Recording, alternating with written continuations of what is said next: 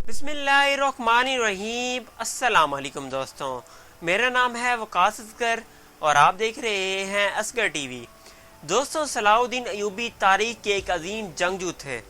मुस्लिम हो या गैर मुस्लिम, दोनों ही सलाहुद्दीन अयूबी की शख्सियत से मुतासिर हैं। उनके हैरत अंगेज कारनामों, बहादुरी और सखावत से पूरी दुनिया मुतासिर है। इनके हैरत अंगेज कारनामों में काबिल ज़िक्र बैतुल मुक़द्दस की फ़तह है, जिसने दुनिया की तारीख को बदल डाला। तो इससे कबल हम सलाहुद्दीन अयूबी की ज़िंदगी के बारे में जान लेते हैं। सलाहुद्दीन अयूबी इराक़ में पैदा हुए और छोटी सी उम्र में ही कुरान हिफ्ज़ कर लिया।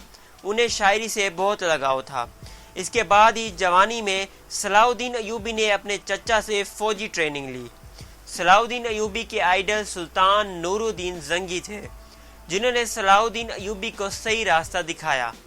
सलाहुद्दीन अयूबी ने मिस्र को फतह किया और इसके बाद शाम को फतह किया।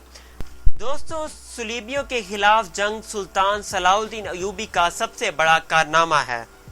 सुलीबियों ने 1090 से 1291 तक बैतुल मुक़द्दस पर कब्जा किया हुआ था। ये लोग वहशी दरिंदे थे।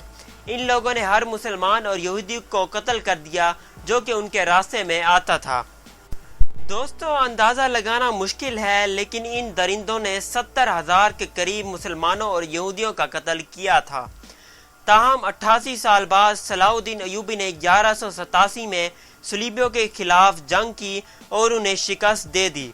जब सुलीबियों को लगा कि हम हार रहे हैं, तो इन लोगों ने बैतुल मुक़द्दस को चारों ओर घेर लिया और ये ख़त लिखकर भेजा कि अगर आप हमला करेंगे तो हम इस शहर में मौजूद हर बूढ़ा, बच्चा, मर्द और औरत सबको मार डालेंगे। लेकिन सलाहुद्दीन अयूबी ने बड़ी ही चालाकी से उन लोगों को शिकस्त दे दी। जब सलाहुद्दीन अयूबी बैतुल मुक़द्दस में दाखिल हुए तो फ़ख्र और फातह की हैसियत से नहीं, बल्कि आज़ी के साथ, बिल्कुल ही इसी तरह जिस तरह हज़रत मोहम्मद सल्लल्लाहु अलैहि वसल्लम ने मक्का मुकरमा फ़तह किया था। उस वक्त सलाहुद्दीन अयूबी बहुत से सुलीबियों से इंतकाम लेने की हालत में थे, जिन्होंने हज़ारों लोगों का कत्ल आम किया था।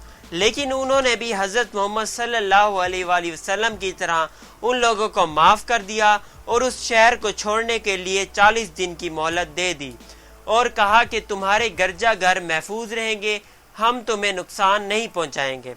सलाहुद्दीन अयूबी के बारे में मुसन्निफ अमीन गालिब लिखते हैं कि सलाहुद्दीन अयूबी ने बैतुल मुक़द्दस से सोना इकट्ठा करने के लिए फ़तह हासिल नहीं की थी, बल्कि अल्लाह का कुर्ब हासिल करने के लिए की थी।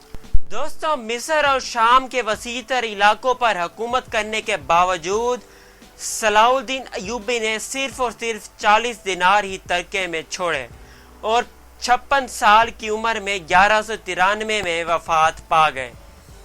अल्लाह ताला उनको जन्नतुल फिरदौस में आला मकाम अता फरमाए।